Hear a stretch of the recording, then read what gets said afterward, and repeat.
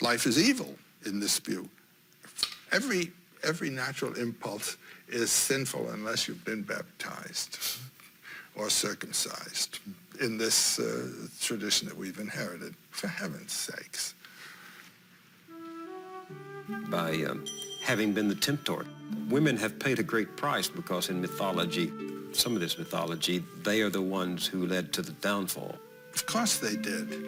I mean, they represent life.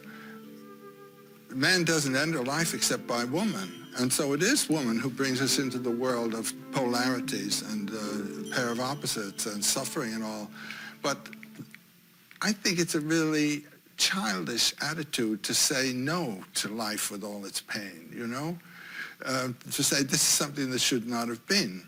Schopenhauer, in one of his marvelous chapters, I think it's in The World's One Idea, says, life is something that should not have been. It is, in its very essence and character, a terrible thing to consider, this business of living by killing and eating. I mean, it's in sin in terms of all ethical judgments all the time. As Zorba says, trouble? Life is trouble. That's it. Only death is no trouble. And when people say to me, do you have optimism about the world, how terrible it is? I said, yes, just say it's great. Just the way it is. But doesn't that lead to a rather passive attitude in the face of evil, in the face of You wrong? Participate in it. Whatever you do is evil for somebody. But explain that for the audience. I mean, you say yes to that which you... Well, when I was in India, there was a man whose name was Sri Krishna Menon, and his mystical name was Atmananda, and he was in Trivandrum, and I went to Trivandrum. And I had the wonderful privilege of sitting face-to-face with him as I'm sitting here with you.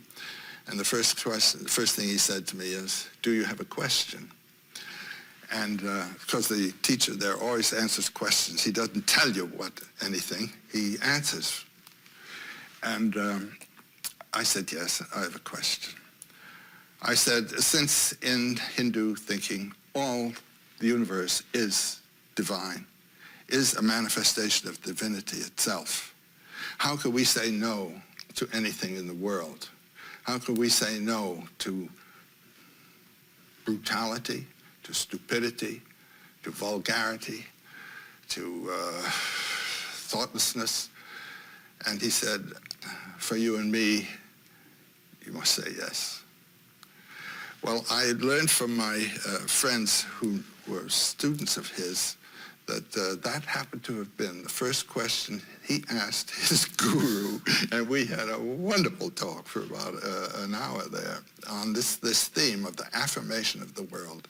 And it confirmed me in a feeling I had had that who are we to judge? And it seems to me that this is one of the great teachings of Jesus. Well, I see now what you mean in one respect. In some classic Christian doctrine, the world is to be despised. Life is to be redeemed in the hereafter. It is heaven where our rewards come. And if you affirm that which you deplore, as you say, you're affirming the world, which is our eternity of the moment. That's what I would say. Eternity isn't some later time. Eternity isn't a long time. Eternity has nothing to do with time. Eternity is that dimension of here and now, which thinking in time cuts out. This is it. This is it. This is my... If you don't get it here, you won't get it anywhere. And the experience of eternity right here and now is the function of life.